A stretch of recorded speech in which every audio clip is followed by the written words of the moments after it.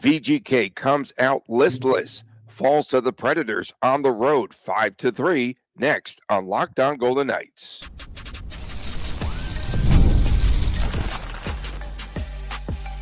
You're Locked On Golden Knights, your daily podcast on the Vegas Golden Knights, part of the Locked On Podcast Network, your team every day. Hi again, everyone. Tony Cardasco and Chris Golick from Las Vegas. Thanks for making us your first listen each and every day. You could find us wherever you get your podcast. Please make sure to subscribe to our Locked On Golden Knights YouTube channel. Gametime. We are brought to you today by, as Chris said, Gametime. Download the Gametime app. Use that promo code LOCKEDONNHL, and you'll receive $20 off of your first purchase. Terms do apply. Bruce Cassidy was looking for answers in the post-game interview, and he said that sometimes you think that everything is fine, everyone is back in the lineup. Was VGK complacent? He was asking a ton of questions back. He said that his team had to come out a lot quicker in the game last night, dominated in the first period, looked lazy.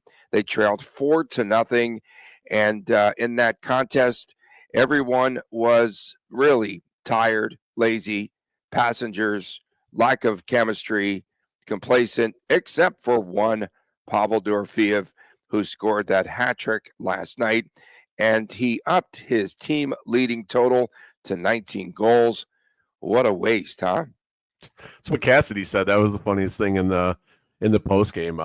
Talking about Cassidy, I guess I was really curious how Cassidy was going to address the media after the game, because he usually gives it to us pretty fair and you get a good perspective about what's going on. And at first he was a little bit down, which you expected, and then someone asked about Dorofeyev and he joked what a wasted effort. And he actually kind of lightened up a little bit. So you wonder if this is one of those spots where the locker room conversation is as simple as, all right, we got a game on Friday, let's go. Like I don't know if burn the tape is the right way to look at this game, but that ballpark, because the Golden Knights did have life at least. Like if the Golden Knights would have got blown out 3-0, 4-0, 5-1, something like that, I think it's a different situation. I mean, Golden Knights were bad last night, and I guess this just makes you wonder how bad are the Nashville Predators if it took a 4-0 lead and they had to hold on, and there were some high danger opportunities at the end of the game for the Golden Knights. That game was one bounce away from becoming a tie game and possibly going to overtime. State Run tried to blame it on the travel, and Bruce said everything was a mess. Long flight. That's like 2.5 north hours. of here. Is that north? He said way north of here. Remember, that's where this all began with his misdirectional identities and stuff. Okay, so everyone struggled at the same time. He said that his team, that was the poorest effort for 30 minutes that he has seen since he's been here in Las Vegas. For a moment there, I thought they were going to get shut out. Why? Dry January. Yeah, I mean, I'd have to really jog my memory for a game where they were bad. They were that bad. Definitely in Cassidy's era. I feel like the Flames blew the Golden Knights out 5 or 6 years ago up, down, north, south, east, west in Calgary. And I can't really, I'm sure there's other games too where the Golden Knights were just really bad, but it's going to happen. I mean, I don't know if you overthink this. It's January. This is not outside of the norm, right? Golden Knights still are having a good January. That's the important part. But this is one of those games that's on the calendar that you kind of need to have, right? It's Nashville. They're, 33 points coming into the game. They're still 13 or 15 points out of a playoff spot.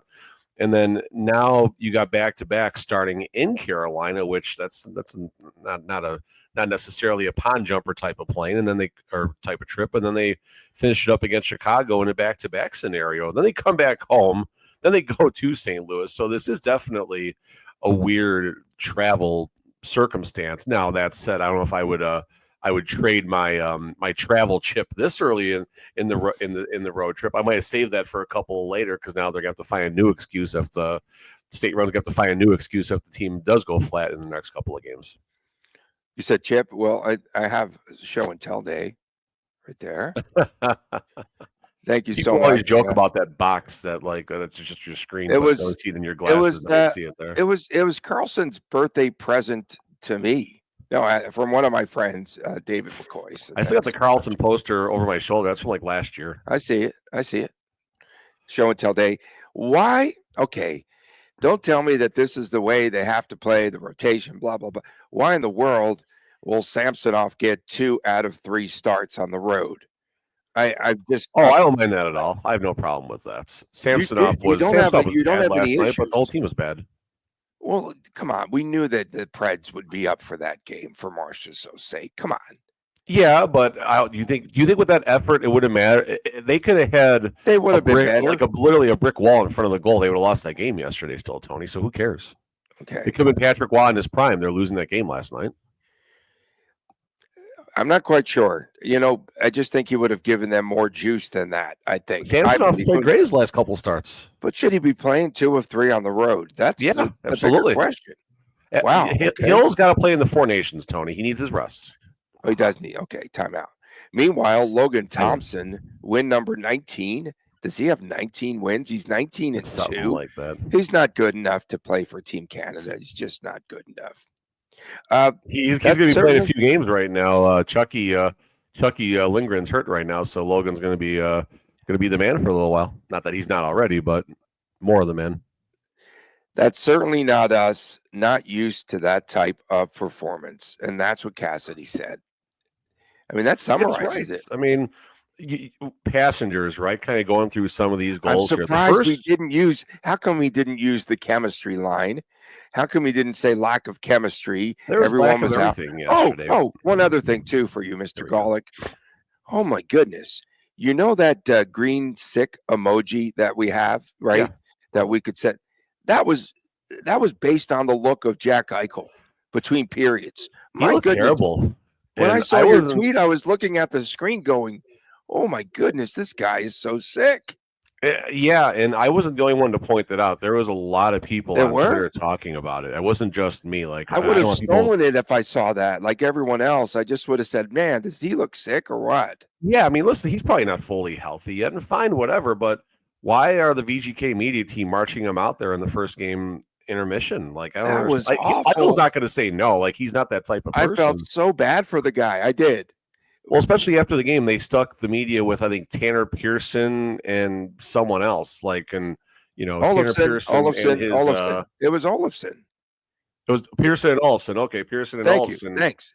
And that's the thing. And Tanner Pearson's really going to give a real good synopsis of the game with his 11 minutes and 39 seconds of ice time. But just talk about passengers for a second. Again, the Edge visualizer on AHL.com is really, really good just to kind of watch these goal replays on. Off a face-off, Carlson doesn't box his man. Stamkos is wide open. He lost the face-off. Come on. Yep, he loses the face-off. Marshall scores a wraparound. Stamkos. He just stands there. He stands there. Petrangelo was the biggest. Another article about how great that guy is. Go ahead. No, I say Petrangelo was the biggest passenger on that play. Carlson definitely didn't do his job. And then the second goal, let's see, that was a quick one off the face-off. Like, whatever, that's going to happen. That's just, who cares? But the third goal, this is the bad one. Carlson just gets stick lift right at center ice. Golden Knights had a turnover down low, and then Samsonov needs to save that shot. I mean, it's a tough shot there from Justin Barron, but he's got to save that. And then you got the fourth and fifth goal after the second one was 5-hole, right? That was the 5-hole goal, I think. Yeah, and I'm watching. You got a power play goal here, weird bounce. Haig turns it over to Marchessault, and Stamkos buries it. Like, there you go. I mean, that's the game right there. So a tale of passengers, and kind of like was it the Rangers game where it all just kind of goes to hell at once, and maybe that's a positive, I guess. A lot of bad things happened, and it's a good reminder for the Golden Knights that they're not bulletproof this season. They're a really good team, but you got to show up every night. You have to show up every night, and it doesn't matter if it's the Sharks. I've said this before. It doesn't matter if it's the Sabres or the Preds or the Listless, whatever, the Listless Golden Knights in this case. But you got to show up. And I think Cassidy's perspective about, okay, hey, here we are. We're healthy. We're going to start rolling over teams right now. I think he is right. I think there was some of that complacency and expectations. Hey, all we got to do is show up and we're going to win. And It's not how it works. Not how it works. But again, it's Oh, January. This is normal. This is normal. I'm good. People are gonna hate me for saying this, but okay. So I'm gonna go back. Can't go any Hear worse me than you out. are now. Hear me out. I'm gonna go back to the game that they played against San Jose, where they were messing around, toying around, playing stupid games, trying to go with the Michigan goal, thinking that they could turn it. Since that point, Golick, they've lost 3 of 4. They've lost 3 of 4 since that point. Okay. I could see them trying to think that they could turn it on and off at any given time, and they can't. And since that point, they've lost 3 of 4. So that was the point that I was trying to make, is that they were goofing off. They were trying to think they were better than everyone else.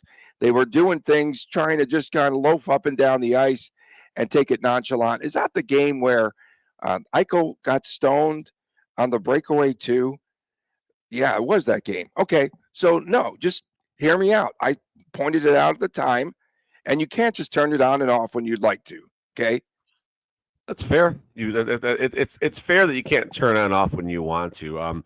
The perspective I liked better, it was validated last night. The win against the Wild was fool's gold.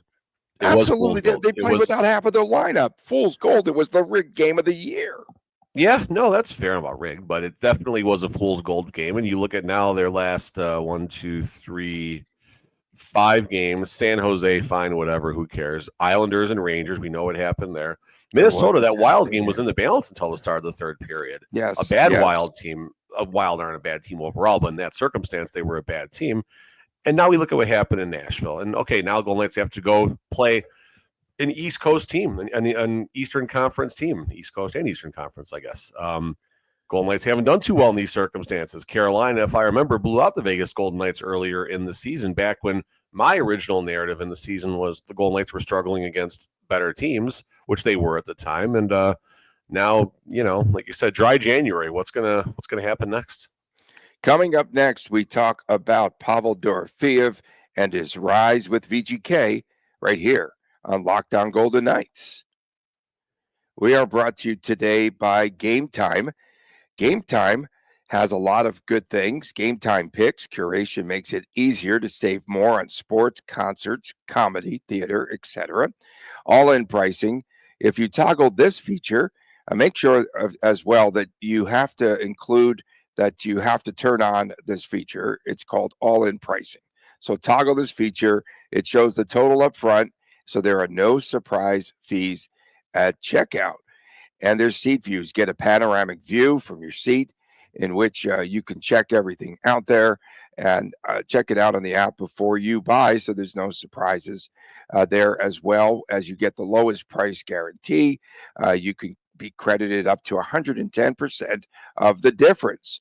Gametime's ticket coverage. Your purchase is covered with the most flexible customer service policy in the ticketing industry, and there's so much more. Check it out.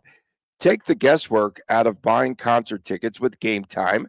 Download the Gametime app today, create an account, use the promo code LOCKEDONNHL, and you'll receive $20 off of your first purchase. Terms apply again. Create an account, use the redeem code LOCKEDONNHL for $20. Mr. Golick, what time is it? Gametime. Back on this edition of Locked On Golden Knights, Tony Cardasco, Chris Golick reporting. Gametime. And, of course, stop, tweeting yourself for your birthday wishes and all that stuff. Oh, you do have your Twitter handle up there. I gave a birthday gift. I told everyone about the Preds yesterday. No one listened. That line was so wonky. Yeah, it was wonky. So what did it close at? When we recorded, it was Golden Knights -1. Golden Knights -125, Preds -105, and I feel like I ended up getting it at Preds +120. That's a good shift. That's a good shift. That for hockey, that's a big shift, because that means all the money was on Vegas, and it was literally 4 minutes before the game. I was cooking dinner.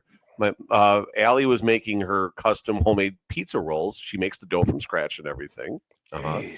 And then I made mozzarella sticks actually last night from scratch. That was interesting. Well, That's the fun. cheese block wasn't from scratch, but the breading and stuff. But yeah, How fun. it was an experience. It was an experience. That's a fun night. Yeah, It was fun. It was fun. It was the nice. Golic residence. Tuesdays, me and Allie cook the dinner, and we just kind of see what happens. That's why your wife is Employee of the Year. Employee of the Year. Absolutely. Don't forget, on Fridays we've got WTF. Saturdays at times you might hear the Chris and Chris Jr. Show, the YouTube exclusive. Please subscribe on our YouTube channel. Pavel Dorofeyev, let's talk about him. He has the hot stick. He's got the hat trick in the game last night, back-to-back 3-point games, team leader now with 19 goals, and this despite that 11-game goalless drought. Let's talk about Dorofeyev, who I know you are very high on. You were over the summer coming into this season. You thought he was ready for a breakout campaign. I got to I'll give you credit. No, 100%. Dorofeyev was one of the players. I mean, yes, Marchessault is who the Golden Knights played last night, although we didn't really talk much about Marchessault. Give us credit right there, I guess. We didn't talk anything about Marchessault. No, he had 1 point. Was he in the game? He only had the assist. He's not good enough. He was visible. We can't chirp at him. We cannot chirp at him. That was so funny. Cassidy said he'll be out there chirping. It's good to have him around. But did you notice, man, I'm good with the body expressions and everything else. It's cold in there. Yeah. Cassidy was looking down. He didn't make eye contact with anyone when he was talking about Marchessault pregame. He was looking down for Marchessault because Marchessault is short. Come on. Okay. All right, so Dorofeyev here. We were concerned, as a lot of people were in the offseason, where were the goals going to come from? Dorofeyev, and now, granted, take us with a grain of salt, 5 goals in the last couple of games. That's going to skew these numbers a little bit, but point being is Dorofeyev was one of the people that were looked at to increase the scoring. And, a concern that I've had with the Vegas Golden Knights coming into, dry January and coming into February and the playoff push and ultimately the playoffs is who is the player that this team is going to turn to score the goals? Eichel's going to set people up, all right? I'm not saying Eichel's not the difference maker here, but are Barbashev and Mark Stone those people? The answer is no, they're not. They don't score at the same pace that the right winger Jonathan Marchessault has scored. We're going to use Marchessault as a basis of comparison for a little bit here. Dorofeyev, on the other hand, all of a sudden we're talking about someone that might get into the mid-30s in goals, currently on pace for about 38 goals. Again, 5 goals in 2 games is really going to skew that number. But you look at his previous scoring paces here, this isn't that far off. I mean, he's got 39 career goals in 111 career games. I mean, he scores a goal in 35% of his games. So with the shift right now in this season, he's currently scoring at a 43% clip. That's obviously a little bit heavier than his career average, but 9 goals in 32 games last season. That's 9 divided by 32. That's 28%. So you look at his ability to score goals at big moments and everything, and you do wonder, does Dorofeyev need to maybe be on a line with Jack Eichel? I'll even go a little bit farther right now, because you look at what Dorofeyev is doing without Jack. What if that is the move that ultimately gets made at some point this season? Barbashev is a wonderful story, and Barbashev plays very well with Jack. And you move him on to the other wing on where Stone is. I don't know if that's the right answer, but could Dorofeyev's scoring output nearly double? Could he become a 45-goal scorer on Jack Eichel's wing? Everyone says Eichel makes the wings, so maybe Eichel and Dorofeyev together is what might need to happen at some point. You know what's impressive? 8 power play goals. 8 power play goals. He leads the team in goal scoring. Right up there too, I think, because 7 or something then? Maybe 6, maybe 6 or 7. Olsen's right around there, yeah. Yeah, it's pretty interesting that he's getting that sort of output. Olofsson said after the game last night, no pace from his team, but Pavs has been red hot. He said the team played, and Pavs actually played a lot better last night and shot the puck well and played more north, I think, than a lot of the team did, which went south, maybe something like that. That's good. That was bad. That was bad. No, that was fine. For what you normally say, that actually wasn't too bad at all. There's a concern. Dorofeyev's -6 right now. I know plus minus is a stat that people like to throw out. I don't throw it out. -6 with all the goals he scored lately. So I wonder if he was, in minus double digits at some point. I don't know. Is that a major concern? Not really. Is it something to monitor? Sure. I guess ultimately what I'm getting at here is Dorofeyev going to have the defensive responsibility when the playoffs come. This is what's keeping Brennan Brisson out of the lineup in the regular season. He's sure as heck it can be around when the playoffs start. Dorofeyev scores enough goals to, if there is any defensive liability, to overcome that, so to speak. And I will say, Dorofeyev, you do see him on both sides of the ice. He's got kind of a long stick. He's good at poke checks. He's good at battling in the boards and everything. He's definitely not the defensive player that Eichel and Stone and Nick Waugh are and stuff like that. But he's still pretty good. So his game is still developing. How old is he? KHL, so he's probably be a little bit older. 24 years old. About 24. Yeah. What a gem. And I think he's he's going to be RFA for, if not 1 or 2 more seasons, depending on which group he is. So that's even better right there. Really do wonder what his next contract is going to be, I guess. Oh, boy. That's going to be interesting, actually. That's going to be really interesting here. What is his, let's see. Was that last assist, was that from Goalless Son? Was that from him? That last assist that was a beaut? I don't know. We left it behind. Okay, just ask. I mean, if you're tripping like this, I'm sure it definitely was. You want me to say No. That, so. I just had to get Goalless Son. I know. Okay. He's actually 2 more seasons at 1.835. That's a bargain. He's going to score 60 goals between now and the end of his contract, and he's RFA in 26-27. So no matter what in 26-27, he'll almost certainly still be a Golden Knight then, at a number that's favorable for Vegas.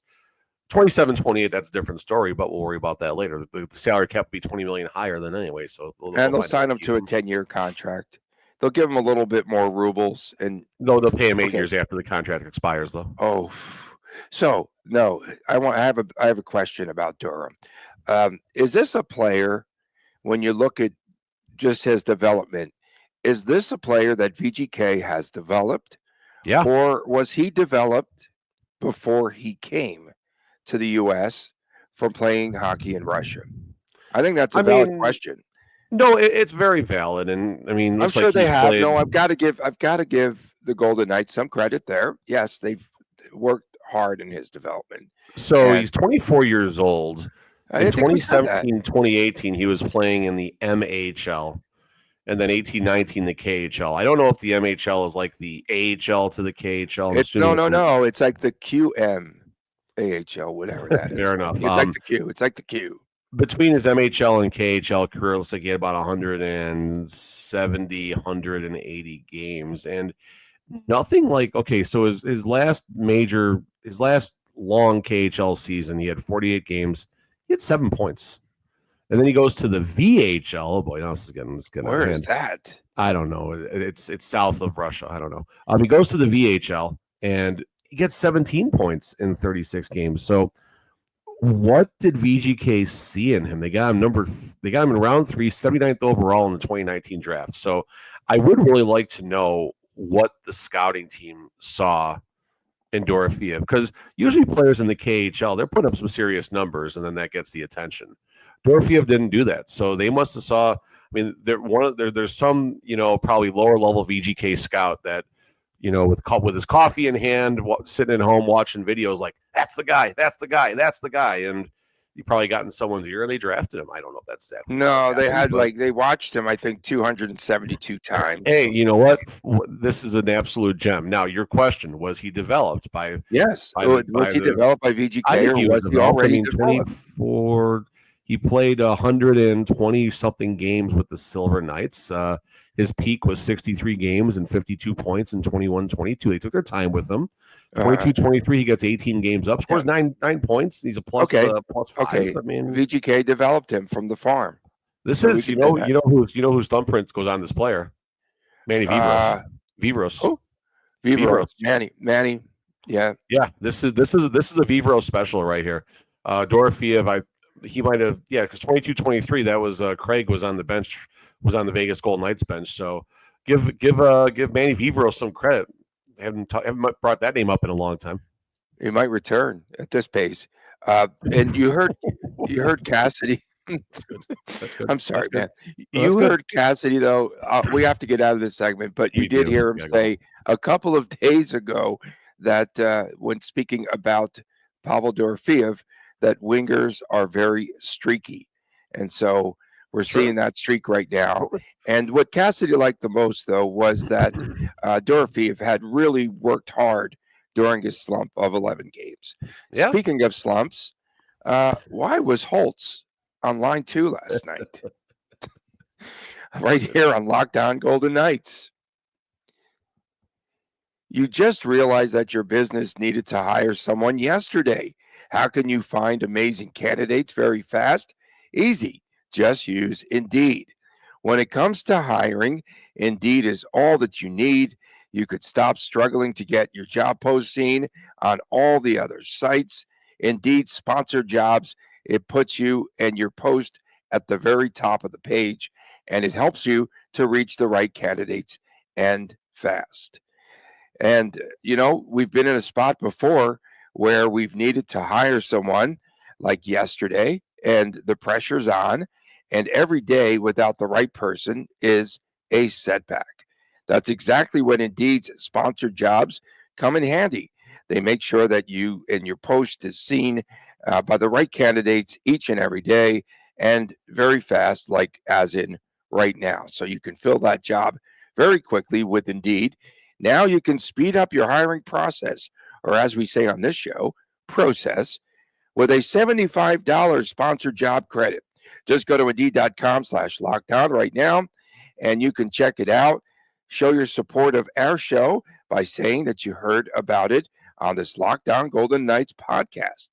Terms and conditions apply. If you are hiring, Indeed is all you need. Back on this edition of Lockdown Golden Knights from Las Vegas, Tony Cardasco and Chris Golick. We appreciate you making us your first listen each and every day. Find us wherever you get your podcast. Please make sure to subscribe. And on Fridays, WTF, Saturdays, sometimes Chris Jr. Show.